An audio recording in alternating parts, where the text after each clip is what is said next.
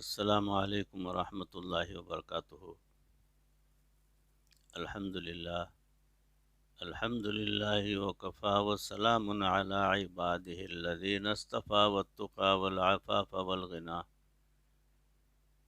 اما بعد فقد قال اللہ تبارک وتعالی فی القرآن المجید والفرقان الحمید، فاعوذ باللہ من الشیطان الرجیم، بسم اللہ الرحمن الرحیم، فلا نقیم لهم یوم القیامة وزنا، صدق اللہ مولانا العظیم۔ اللہم صل علی سیدنا و مولانا محمد وبارک وسلم کما تحب و ترضا عدد ما تحب و ترضا۔ محترم ناظرین، حاضرین، سامعین، بھائیوں، بزرگوں اور دوستوں، معزز خواتین، ہماری دینی ماں بہنوں، تصوف کے عنوان سے موضوع چل رہا ہے عزت صرف دین ہی میں ہے۔ تو عزت اگر حاصل کرنا ہو دنیا اور آخرت کی، تو اس کے لیے ہمیں چاہیے کہ دین پر مکمل طریقے سے کاربند ہو جائیں اور اعمال صالحہ کرتے رہیں۔ فلا نقیم لہم یوم القیامت وزنا، قیامت کے دن ہم ان کافروں کے عملوں کا وزن ہی قائم نہیں کریں گے۔ یعنی حشر کے میدان میں کفار کو پیش کیا جائے گا،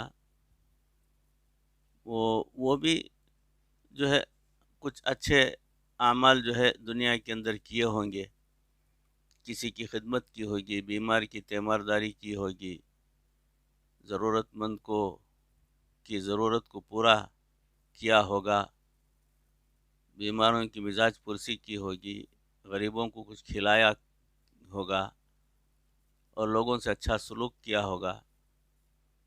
یہ تمام نیک اعمال ان کے پاس ایمان کے نہ ہونے کی وجہ سے وہ تمام نیک اعمال کی کوئی قدر باقی نہیں رہتی اللہ رب العزت کے پاس۔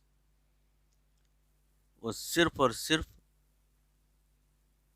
مومن بندوں کے اعمال کا وزن جو ہے وہ بڑھا کر جو ہے تولا جائے گا اور ان کو بھرپور اجر بھی دیا جائے گا۔ ان کے اعمال قیامت کے دن پیش کیے تو جائیں گے، کیونکہ انہوں نے کسی کی ہمدردی کی ہوگی، کسی غریب کی مدد کی ہوگی، کوئی ہاسپٹل بنوایا ہوگا، لیکن ان کے اچھے کاموں کا وزن ہی نہیں ہوگا، کیونکہ ان کے اچھے کاموں کے اندر ایمان کی کشش نہیں ہوگی۔ جب ان کے عملوں کی جی زیرو ہے تو پھر اگر ساری دنیا سے بھی ان کے اعمال کو جو ہے وہ اسے جو ہے پسند کیا جائے گا، پھر بھی آخرت میں اللہ رب العزت کے نزدیک ان کے اعمال کی کوئی جو ہے وزن نہیں ہوگی۔ معلوم ہوا کہ ایمان اور اخلاص گریویٹیشنل فورس کی مانند ہیں۔ ہم ان کو جتنا زیادہ بڑھاتے جائیں گے اسی قدر ہم زیادہ اجر پائیں گے، اور جس قدر ایمان اور اخلاص میں کمی آتی جائے گی اسی قدر اجر میں بھی کمی ہوتی جائے گی۔ سالکین کے لیے ہدایت کی باتیں ہیں۔ ہمارے اس مجلس میں اجتماع کا بنیادی مقصد اپنی زندگی میں اخلاص کو بڑھانا ہے۔ آپ میں سے ہر بندہ اس بات پر غور کرے کہ کیا میرا ہر کام اللہ تعالیٰ کی رضا کے لیے ہو رہا ہے یا دنیا کی واہ واہ کے لیے ہو رہا ہے۔ یہ ایک غم ہے جو آپ اپنے دلوں میں لے کر یہاں تشریف لائے ہیں۔ اس قیام کے دوران آپ دنیا کے تذکروں سے پرہیز کیجیے، اسی لیے تو دنیا کے ٹاپک کو اتنا کھول کر بیان کیا گیا ہے یہ دنیا اللہ رب العزت کو اتنی ناپسند ہے کہ نبی صلی اللہ علیہ وسلم نے فرمایا الدنیا ملعونہ، یہ دنیا جو ہے لعنت کی جگہ ہے۔ اللہ تعالیٰ نے جب اس دنیا کو پیدا کیا ہے، آج تک اس کو خوشی کی نظر سے نہیں دیکھا ہے۔ شیطان کوشش کرے گا کہ آپ جس کمرے میں مل کر بیٹھے ہیں وہاں گپیں لگانا شروع کر دیں، اس لیے ادھر ادھر کی باتوں سے مکمل پرہیز کیجیے۔ ان دنوں میں اپنے دلوں کو اللہ کی طرف متوجہ رکھیے، وقوف قلبی اور رابطہ قلبی کے ساتھ اپنا وقت گزاریے۔ جیسے معتکف آدمی اعتکاف میں بیٹھ کر سمجھتا ہے کہ میں نے یہ وقت اللہ کے لیے وقف کر دیا ہے، اسی طرح آپ بھی یہی سمجھیں کہ آپ نے یہ چند دن اللہ کے لیے وقف کر دیے ہیں۔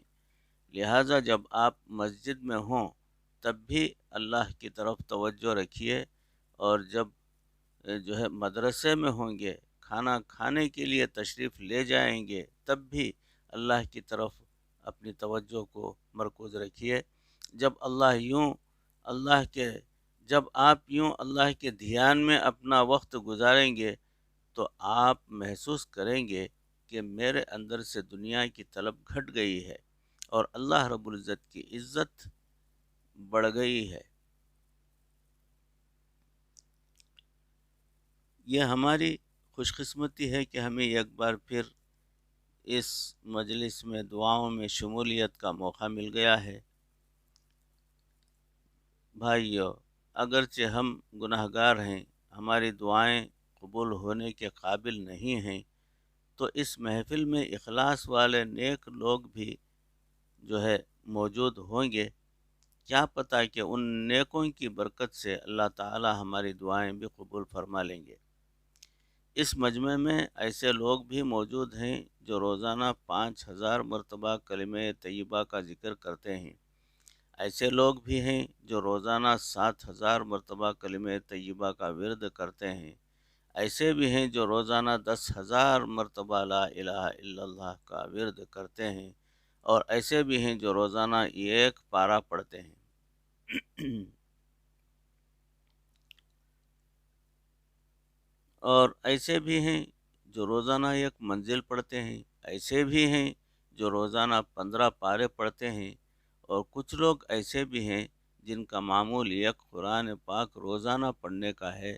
کچھ لوگ ایسے بھی ہیں جن کو خواب میں ایک بار نہیں، 2 بار نہیں، بلکہ درجنوں مرتبہ نبی صلی اللہ علیہ وسلم کی زیارت نصیب ہو چکی ہے۔ ہمارے ایک دوست ایسے بھی ہیں جنہوں نے بتایا کہ میری زندگی کا کوئی ہفتہ بھی نبی صلی اللہ علیہ وسلم کے دیدار کے بغیر نہیں گزرتا۔ سبحان اللہ۔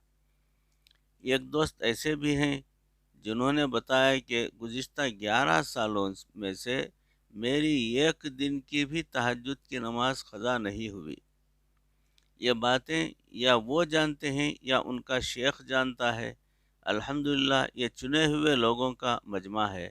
یہ باتیں عام طور پر نہیں کی جاتی، لیکن آپ دوستوں کی ترغیب کے لیے کی جا رہی ہیں، تاکہ آپ کے دل میں یہ احساس پیدا ہو کہ ہم کس مجمع کے اندر وقت گزار رہے ہیں۔ لہٰذا اس وقت کو قیمتی بنائیں۔ اگر آپ کو معمولات میں کمی کا شکوہ ہے تو اللہ تعالیٰ سے فریاد کریں کہ اللہ تعالیٰ ان میں استقامت عطا فرمائیں، اور اگر آپ اپنے آپ کو اپنے نفس کے سامنے عاجز محسوس کرتے ہیں تو تہجد کے وقت اٹھ کر اپنے رب کے سامنے اپنی فریاد پیش کریں۔ اجتماع کے ایک دن 1 سال کے بعد آتے ہیں۔ اجتماع کے یہ دن 1 سال کے بعد آتے ہیں۔ جس کی قسمت میں ہو، یہ تجدید عہد کا موقع ہوتا ہے۔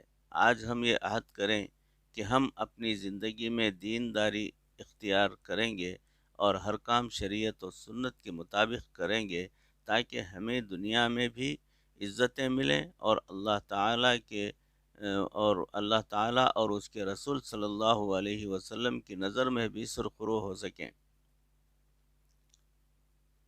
دعا ہے کہ اللہ تعالیٰ ہمارے یہاں اکٹھے ہونے کو قبول فرما لے، اور اللہ تعالیٰ اس کے بدلے میں ہم سب کی بخشش فرما دے۔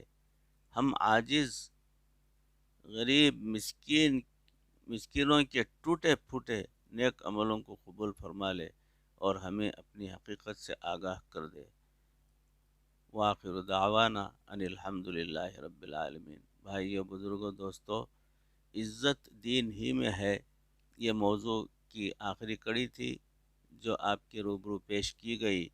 اللہ رب العزت ان کہی سنی باتوں کو، اس عاجز کو بھی، آپ تمام کو بھی عمل کرنے کی توفیق عطا فرمائے، ہماری دنیا اور آخرت بہتر فرمائے، مرتے دم تک پروردگار کسی کا محتاج نہ بنائے، ایمان پر اور کلمہ والی موت ہمیں نصیب فرمائے۔